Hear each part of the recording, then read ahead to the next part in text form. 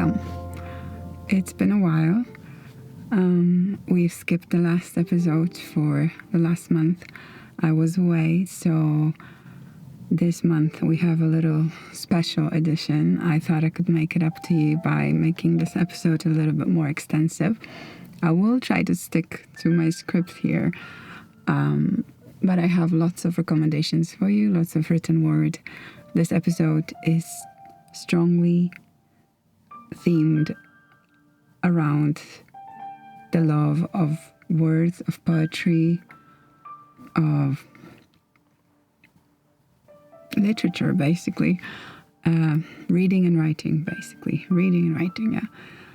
And if this is your first time watching, I recommend to check out some of the previous episodes, but this is my Serious Wonder Club, where every month I share a list of things that bring me joy and inspiration in order to connect with people and inspire and basically find my community online and share with the people who would find this as interesting as I do.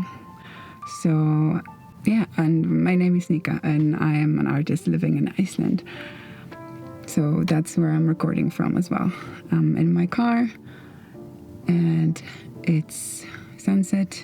I planned to record this during sunrise today, but the rhythm of the day brought me here during sunset, which is even better, I feel, because the light is coming just from there, and it's really beautiful and peaceful. So yeah, without further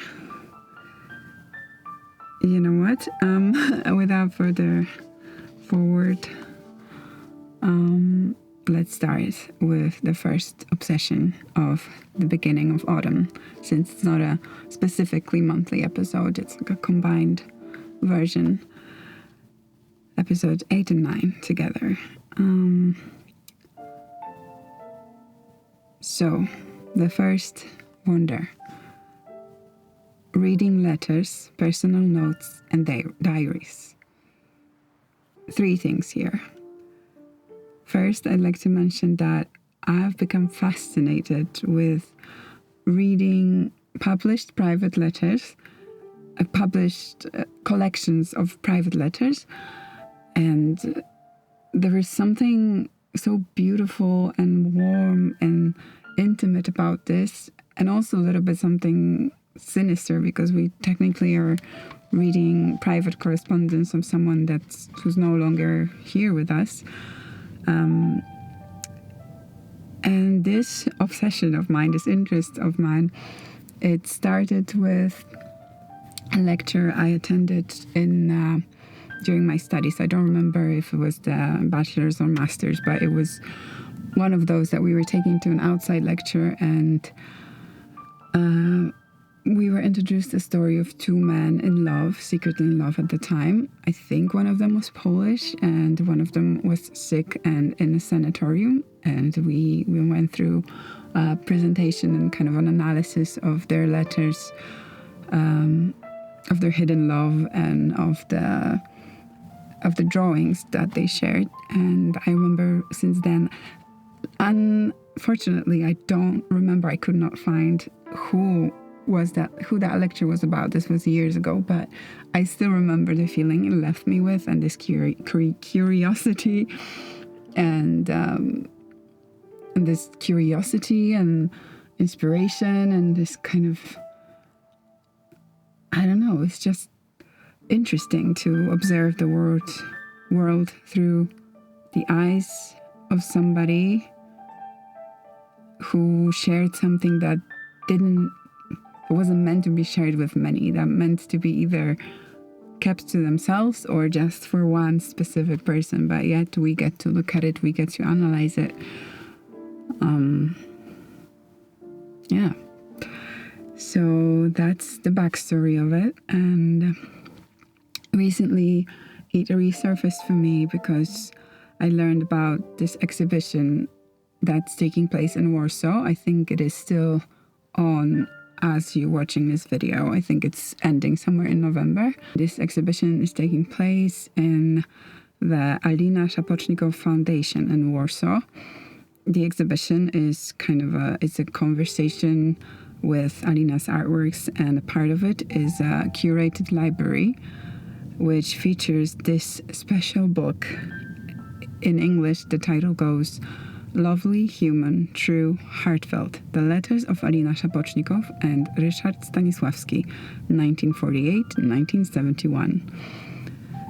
And the library was curated by Gemma James, who created a publishing house called Sand Books. And that is a wonder on its own. I invite you to check this out as well. As far as I understand, this is a publishing house that invites artists to share influential books and redesign their covers. And I found that really, really inspiring. And just the whole, how do I call this, aesthetic lore, the feeling that it gives off online, I completely was mesmerized by it. I think it's a brilliant idea, and a really knowledgeable person in very right place. I'm almost jealous that I didn't pursue this path of creating libraries. I mean, and then, publishing. Wow. But what I could do is I let myself translate a fragment from the book that I mentioned, from ALINA SZAPOCZNIKOW's letters. Well, it's not only her letters, but it's the letters between the two of them. But I took a fragment of her letter to her lover. And since that book that I mentioned, the one with an English title, is very hard to access, it is there at the exhibition, actually, in a physical copy. It's borrowed, but it's very difficult to access online as well. And I was able to access the Polish version. So I took a fragment and let myself translate it to English.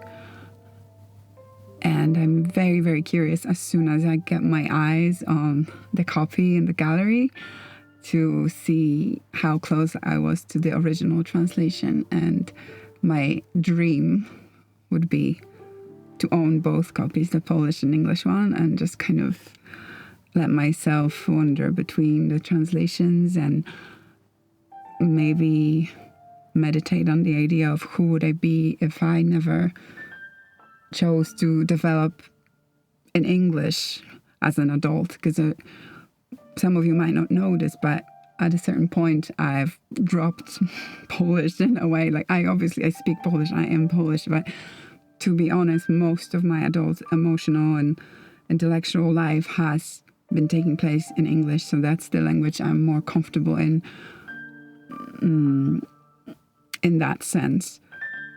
Polish is alright, but it's not the level that I move in as I move in English. So that sentence didn't make sense in any of the languages, apparently, but I basically feel more natural expressing myself in English for most of the time.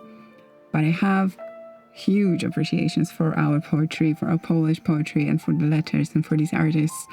And I am able to properly appreciate the beautiful language that they're using, especially that this was, between 1948 and 1971. That's some linguistic changes there going on. So, all right, let me read the fragment that I translated. Let me share that with you. The sky is blue, and the sea turquoise. The daisied meadows are in bloom, and I even found a blossoming apple tree. The more beautiful it is, the more it pains me, this helplessness, that all this adoration I've accumulated for nature I cannot give to the man I love, the one who deserves everything that nature gave us when it created us as part of it all. To describe these things is impossible, because it would turn into a postscript with an animal sky, but maybe I'll bring you a little of it on my skin, on my lips, and maybe you'll kiss it off of me. Rysiu, if in your room this letter from the sunny coast seems like a parody to you, know that in the very room one can experience 100 times sunnier moments, a coast of joy 100 times greater. I know this. I know it from experience. Yours, A. Now, to add on to this, I written down my own reflection on how it would be to experience these translations at the same time, the Polish and English. And I just wanted to read you one sentence from that reflection, and then we'll move on to the next thing. It makes me curious as I imagine who would I be in Polish if I used it more than a burn of a thought and half a necessity. Now, let's move on to the next example of this love of reading letters. I mentioned there will be 3 things, so this one includes the last 2 things. And this is a podcast. Since we're speaking of Polish to English translations, I must mention the creator, Karolina Żebrowska. She's known for popularizing knowledge of historical fashion on YouTube, and she's also speaking about a lot of historical Polish aspects online. And she's created this podcast called TEXTORY, which delves into historical letters, gossips, songs, diaries, and articles. And there are 2 episodes that really caught my attention there. The first one's called Being a Woman These Days is Double Painful. And in this one, she read and translated diary entries of a young woman in 1840s Poland. It's basically a diary of a teenager. She describes it as quite dramatic, and I found it really refreshing and relatable as well. And I feel her translations and commentaries really fresh and funny and insightful, basically, as always. I think she has a very magical personality and very down-to-earth as well. And it's a really interesting listen. I listen to these podcasts before I work, when I get ready. And I mean, what better thing to listen to than a teenager's diary from 1840s Poland? I think it's very, not your usual thing, I think. And then another episode that she shared with a more heartbreaking title. The title goes, Alone, I Am Always Alone. So I never knew that Marilyn Monroe had her personal notes that she wrote often on hotel stationery. She had them collected and published. Well, she didn't do it. People from her surroundings that ended up with these items ended up collecting them and publishing them in a book. And Karolina delves into the story in the episode, so I recommend, listening to the full episode. But she shares some notes as well, and I just recommend to give it a listen and maybe check out the book itself. I definitely am interested in the book and will be reading that. There will be also more of these kinds of books linked in the description box if you're interested in this kind of letter, diary, note topic. So I invite you to share also in the comments if you know of any publications like that. And if you read or have read any of those that I mentioned, please share your reflections and inspirations. I'll be more than happy to discuss them. And this brings us to wonder number 2, which is poetry on Spotify. Who knew? I never knew. I know there was a spoken word songs there, more like in the rap, spiritual rap kind of way, but I never knew there were also actual poems. Initially, I found it through one of the playlists that Spotify made for me, and it suggested a combination of poems and these ethereal soundtrack pieces that was just beautiful. And I saved it, but I saved it incorrectly and I lost that playlist. But I'm linking down below similar feel of a playlist. But if I ever come across the one that I've lost, if it suggests it to me again, I will definitely share it on my Instagram. And it includes also soundtrack and spoken word beautiful poetry. And I mean, listening to poems when you fall asleep or do dishes or get ready. I mean, when you draw or do anything, you know, I think it's a beautiful idea and very, very accessible. Yeah, that's the one. Oh yeah, and that brings us to the wonder number 3. So this wonder number 3, I named it the technique of self-archiving and the masters of it. So there's 2 masters and the technique. So, well, the technique is just a fancy word for basically romanticizing the idea that when I was a child, it was very popular to have your photos in an album. And for example, my closest family, we had 3 big albums, and that's all. There were photos of my grandma, of my mom, of me, of my family, and from, you know, not only my childhood, but just photos of them as well before I was even born. And I feel like I studied them so much that I know and remember them. Like I am so vividly aware of the images that we have. I feel very connected to this self-archivization, this self-collection. I'm not sure what to call it.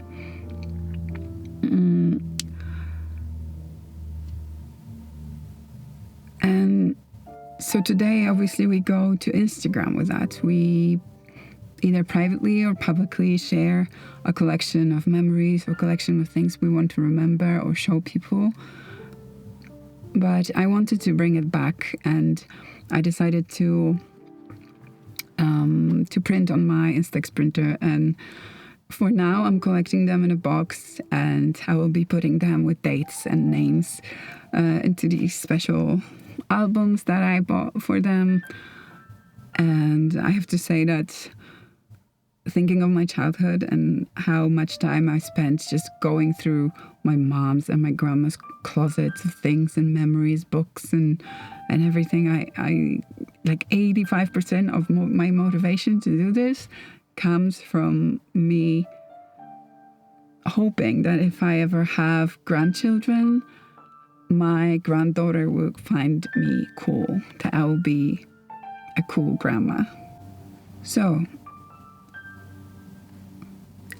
the 2 figures that I mentioned before, there are 2 figures in the art world that I think do self-archiving very well, and luckily for all of us to see. The first and obvious one is Patti Smith and her memoirs. The first memoir I've read was The Year of the Monkey, and that happens way later in her career and life. And I followed that with Jazz Kids, which is a recollection of basically the very beginning. And it's the most famous and known one. And, you know, I don't need to spend time to convince anyone of her brilliance, but I would like to make it known because I don't think everybody knows, or maybe I was just late to the game. But Patti Smith has an active Substack. The woman's a legend, and we can read her blog. I'm just going to leave you with that and move on to the second figure that I like to mention. And his name is Richard Demarco. And when I was writing my master's thesis, I was recommended his book by my thesis advisor. And the book is titled The Road to Mikkel Segi. And it's sort of to keep it very short and brutal, it's a travel journal of the ordinary, full of reflections on self-discovery, of home, of identity, of travel. And it's also full of sketches in his signature style. And here's a fragment describing it. The road does not concentrate on castles, palaces, and cathedrals. It is governed more by small, apparently insignificant details and hidden forces. by underground blind springs and the ever-changing movements of shorelines, rivers, and moonrises and sunsets. I think that captures very well. And, I read that book more than 4 years ago, and it's still with me. And when I'm, sketching rocks or driving on the road, and I love the combinations of photographs, or in this case, drawings, with the memoirs and letters. I think they add a special touch to it. And, I think it's worth looking into publications like this.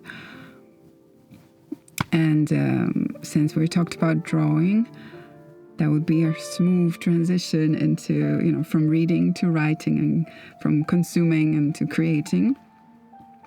And wonder number 4. I was gifted this Japanese journal insert. It's this landscape-size postcard insert, and I decided to dive into the brand. I've never heard about it before. It's called Travel's Notebook, or Traveler's Notebook, Traveler's Company, Traveler's Factory. I believe these 3 names are the most known ones for the brand, and I've become obsessed. These things are really expensive, so it's not something that I want to go into lightly, but I think it's something that another one of those items that you just invest in, because what it is basically a notebook cover made of leather that you can fill with different kinds of inserts that serve different purposes. You can fill it with pockets and different kind of folders inside, and it's all connected by these rubber bands. People also decorate the notebook with charms and stickers, and it's a whole community around it. People do travelers notebook tours and hacks and inspiration, and it's so widely creative and expansive. And I honestly, I was just supposed to focus on drawing, landscape rocks on these postcard paper, but honestly, since I've dove into this, I really want to get myself one. And I think before my next big trip, I might go ahead and make the splurge to get myself one and start this journey myself. Definitely, if I am so blessed to visit Japan, I am definitely going to visit their original stores. I think I would be just so happy to dive fully into this. Yeah, and since we're in Japan, the 5th wonder is something that I find really funny to pronounce, and I think it's a funny name, but the other day Pinterest suggested that the style that I chose to decorate my place with, the place I'm currently living in, is called Japandi. It's a very funny name. That's how it's spelled. And what it is basically a combination of a Japanese and Scandinavian style. So I believe Japan and Scandi together, making Japandi. I think there wouldn't be a more American name for that, but let's roll with it. So basically, it's a mix of this coziness and natural organic shapes, a bit of wabi-sabi, but also clean and bright in a way, and imperfect in another. If there is a pop of color, it will be more muted than saturated. It's serene, it's zen, but it's also, in my opinion, maximalist in this curated clutter way. It also makes me think of the apartment from the movie Perfect Days. That is a purely Japanese apartment, but I feel like the atmosphere of it and how he spends time in it, I think that makes me think of that style. But despite the funny name, I think it's weirdly inspiring to be recognized by an algorithm so specifically, in a way that I wanted to share this moment of appreciation and also the current style of my apartment, because one day it will just be a visual quote of a certain time, and I will not be living there anymore. So just a moment to appreciate that, I guess, and the funny name. And yeah, and I guess faster than I thought, that brings us to the end of this episode. And since it was a bit of a special episode, I have a special announcement. So thank you for sticking with me. Thank you for watching. I hope you got cozy. I hope you enjoyed it. And yeah, let's roll the announcement. Forest land, now punctured only by the wind and a grey seagull's cry. Small town, big road people. Sugar and kale. Radio and route, 1.